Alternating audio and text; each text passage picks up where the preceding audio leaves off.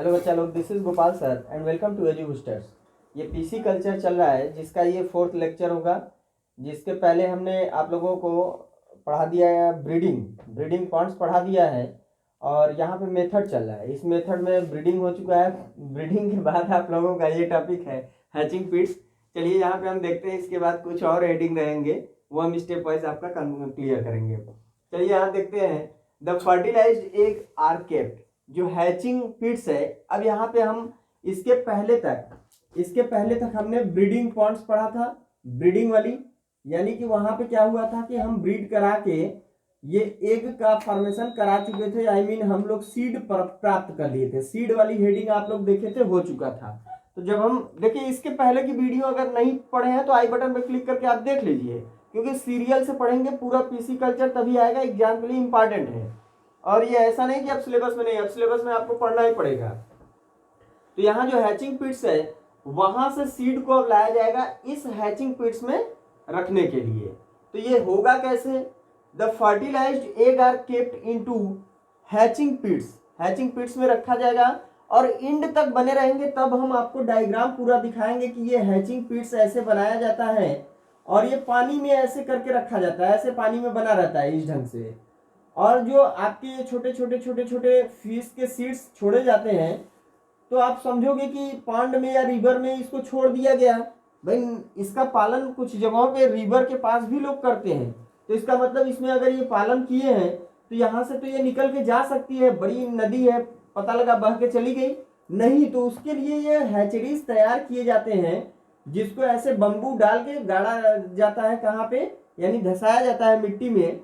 और ये चारों तरफ से क्लॉथ लगा होता है, ये क्लॉथ के जरिए बंधा रहता है, या फिर ये कह सकते हो मॉस्किटो नेट भी लगा रहता है, जिसमें इसको ला के रख दिया गया फिंगरलिंग्स को, जो बच्चे हैं छोटे छोटे।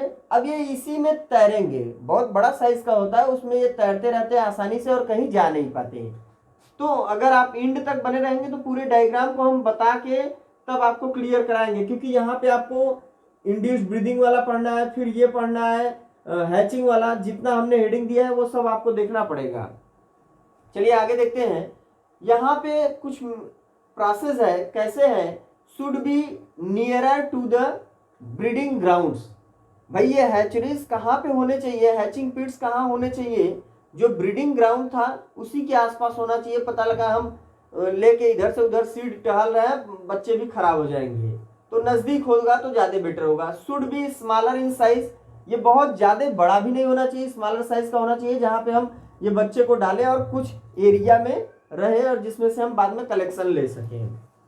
Should be contain such a quantity of water, यानी अच्छी क्वांटिटी में वाटर हो, which must dry with in a month और 2 मंथ, जो कि पानी रह सके और 1-2 महीने बाद ही सूखे, ये भी होना चाहिए।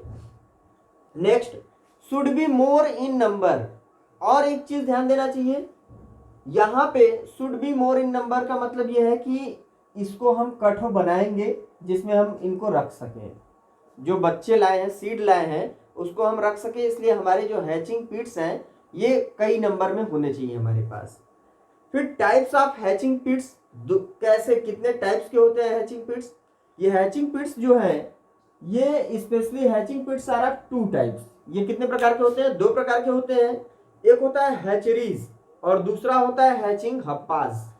जो हैचरीज है ये कैसा होता है?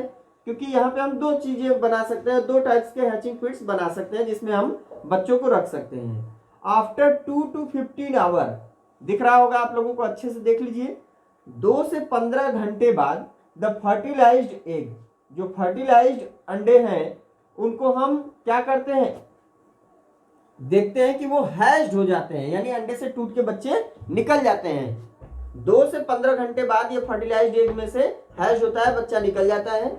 फिर हैचिंग हप्पाज, वही बच्चा फिर आ चुका है, कोई नहीं, चलिए क्लास लीजिए।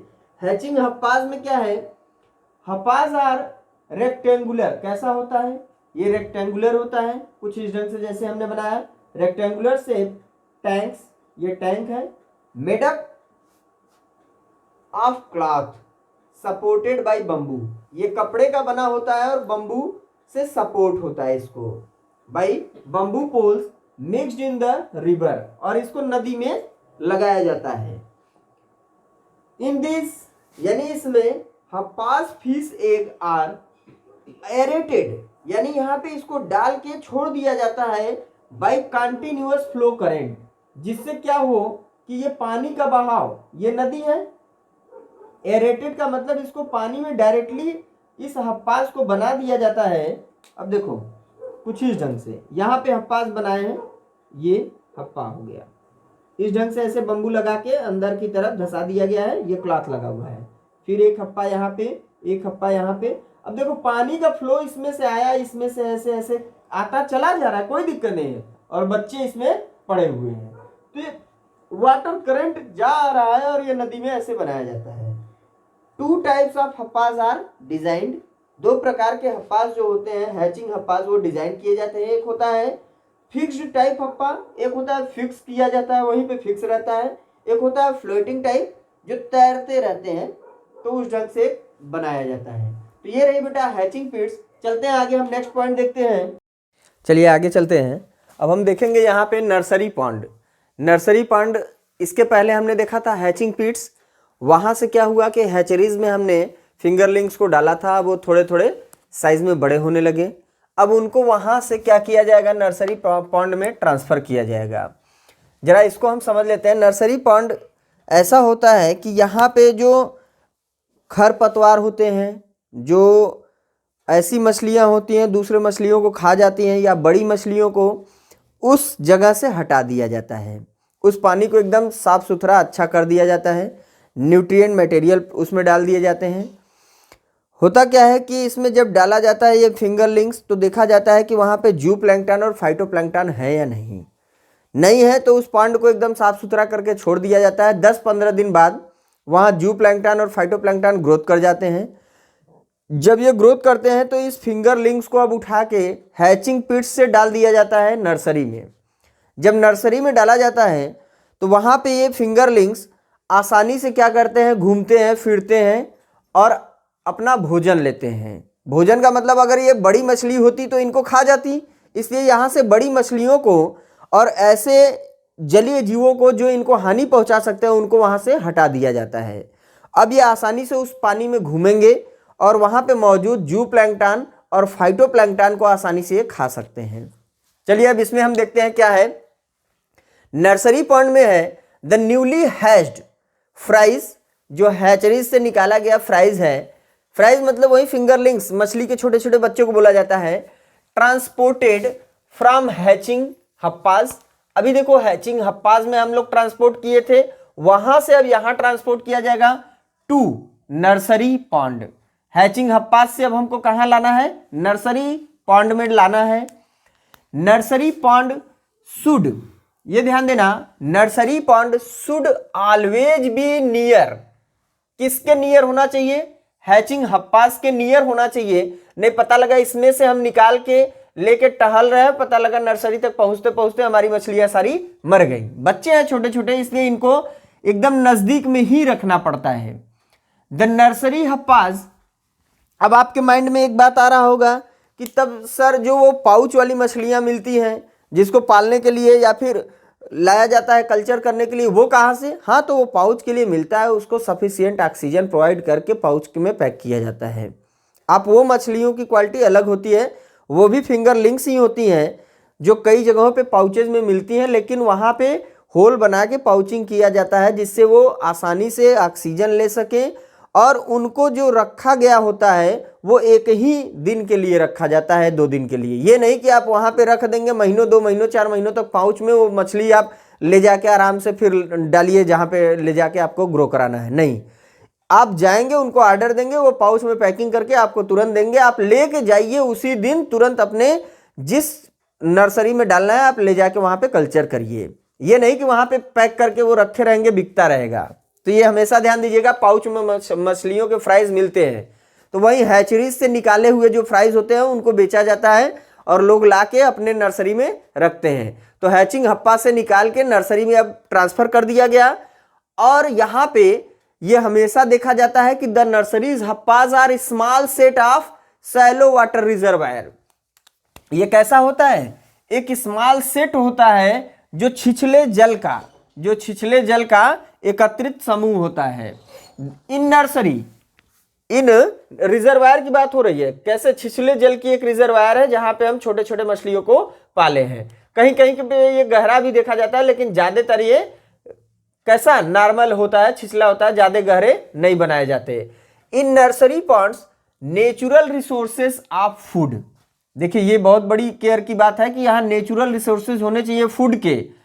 आर लेस, अब देखो यहाँ लेस हो गया, कहोगे कि सर अभी बता रहे थे होने चाहिए, यहाँ पे तो लेस है, लेस होगा तो उसका इफेक्ट देखो।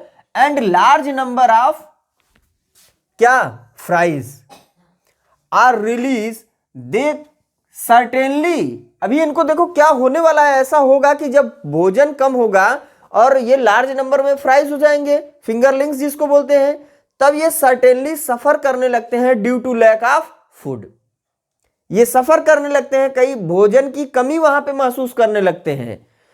फिर क्या होता है, फर्स्ट ऑफ ऑल प्रीडेटर यानी predatory and weed fishes should be removed, यानी जो नर्सरी हम बना रहे हैं वहां पे हमको देखना होगा कि जो खरपतवार या बेकार टाइप की मछलियां हैं उनको वहां से क्या किया जाए, और शिकारी टाइप की मछलियों को भी, ये भी ध्यान देना, या फिर कोई और शिकारी उसमें है जो मछलियों का शिकार करता हो, इनको भी उस जल से पहले रिमूव किया जाएगा। यानी जिस नर्सरी में हम ऐसा काम करने वाले हैं वहां से इन सबको रिमूव किया जाएगा from Pond's.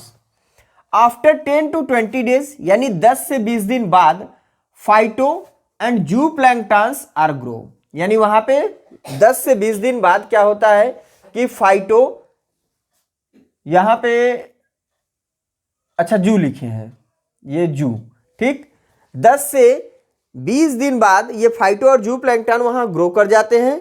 The nursery fish feed easily and comfortably, और क्या होता है, क्योंकि भाई शुरू में हमने डाला है तो वहां पे कुछ नहीं है, इसलिए भोजन की मात्रा कम पड़ने लगती है। धीरे धीरे 10-15 दिन बाद वहां पे जब ये मात्राएं बढ़ जाती हैं तो ये आसानी से और एकदम इजिली उसको खा पी लेते हैं। चलिए अब बात करते हैं रेयरिंग पॉन्ड की। अब देखो हमने नर्सरी में उसको रख लिया, जैसे छोटे बच्चों को, छोटे छोटे बच्चे होते हैं उनको हम डिग्री कॉलेज में थोड़ी ना भेज देते हैं आपके साथ पढ़ने के लिए, नर्सरी में रखेंगे ना, खेलें कूदें दौड़ें समझे वो, क्योंकि वहां पे वो भोजन लेना ही सीख ले पहले, इतना बहुत है। आगे रख दोगे तो शिकारी टाइप के बच्चे हैं जो आप मतलब आप लोगों के साथ, तो वहां वो नहीं प्रीफर कर पाएंगे अपने आप को। तो यहाँ अब रेयरिंग पे आ जाइए, उन बच्चों को लाइए, मतलब मछलियों के बच्चों को लाइए। तो यहाँ जो रेयरिंग हम पढ़ने जा रहे हैं, रेयरिंग में क्या है कि अब इनका पालन आगे कैसे किया जाए। अब बच्चे थोड़े बड़े हो गए हैं, इनको आगे बढ़ाया जाए फॉर गुड हेल्थ, यानी इस मछलियों की अच्छी हेल्थ के लिए एंड ग्रोथ के लिए क्या किया जाए, इस फिंगरलिंग्स को जरूरत होगी भाई, अब बच्चों को एक्सरसाइज योगा सिखाना होता है ना, वैसे ही for good health and growth of fingerlings the exercise is essential, जरूरी हो जाता है कि ढेर खा रहे हैं तो पचाना भी जरूरी है। अब इनको अच्छी ग्रोथ के लिए एक्सरसाइज जरूरी है। तो मछली क्या करेगा, योगा कर, बाबा रामदेव का नहीं ना कर सकता, ये क्या होता है रांति भ्रांति जो भी होता है वो नहीं ना कर सकता, तो उसको यही करना होगा कि वो आसानी से तैर सके।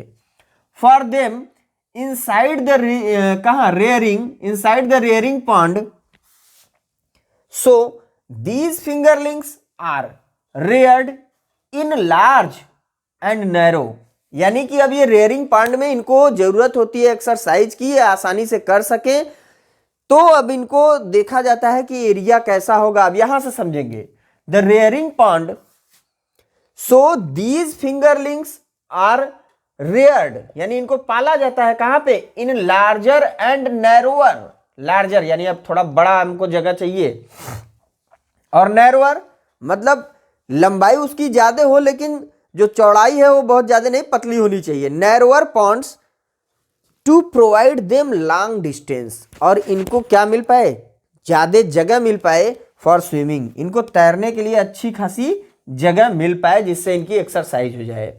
यहां बात करेंगे the water of this ponds may be seasonal, ये कैसा होता है, सीजनल पानी वहां पे भरी रहती है, या पेरिनियल वार्षिक दर से रहती है।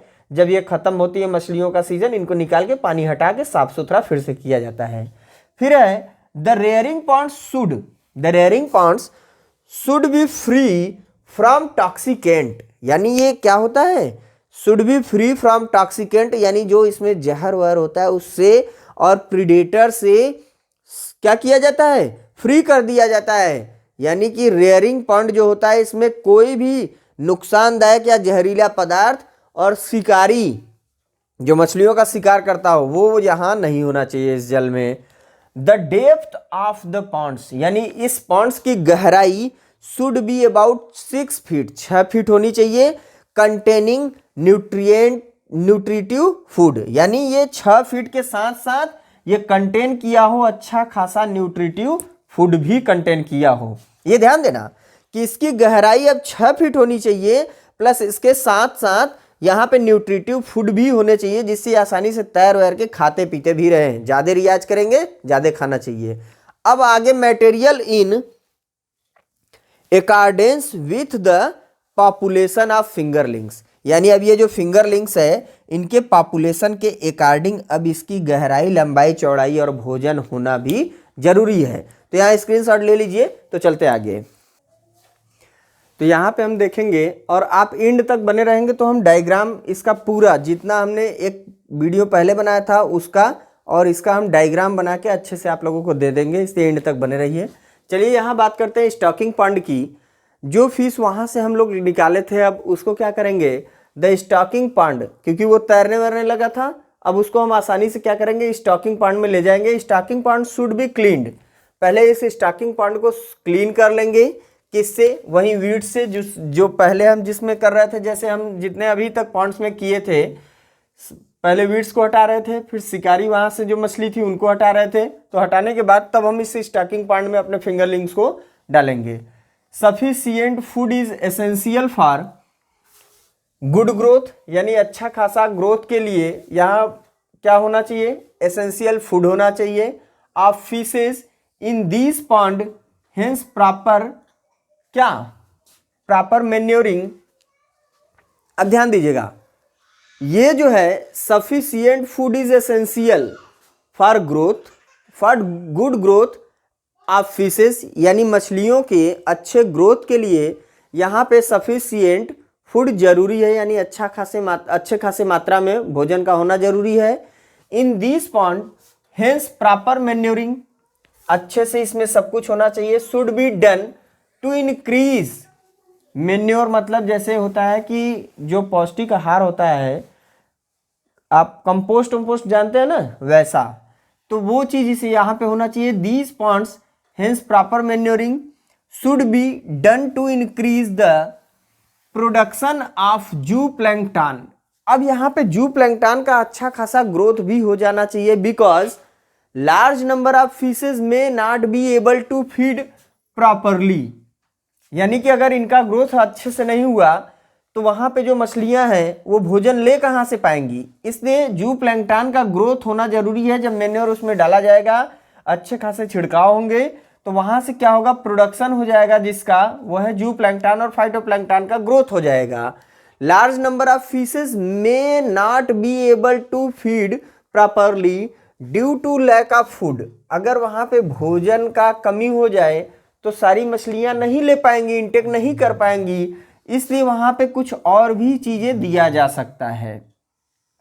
क्या है, the powdered rice, paddy, oil cakes, coconut, groundnut ETC, ये सारे जैसे लोग चोकर वोकर भी डालते हैं, वहाँ पे गेहूं को पीस कर डलवाया जाता है जो तालाब मछली पालन करते हैं, तो ये सारी चीज़ें आर्टिफिशियली वहाँ प्रोवाइड किया जाता है। Are commonly used as artificial food, इन मछलियों की आर्टिफिशियल फूड के रूप में वहाँ ये चीज़ें यूज की जाती हैं। फूड फॉर द फिशेस, इन मछलियों के लिए।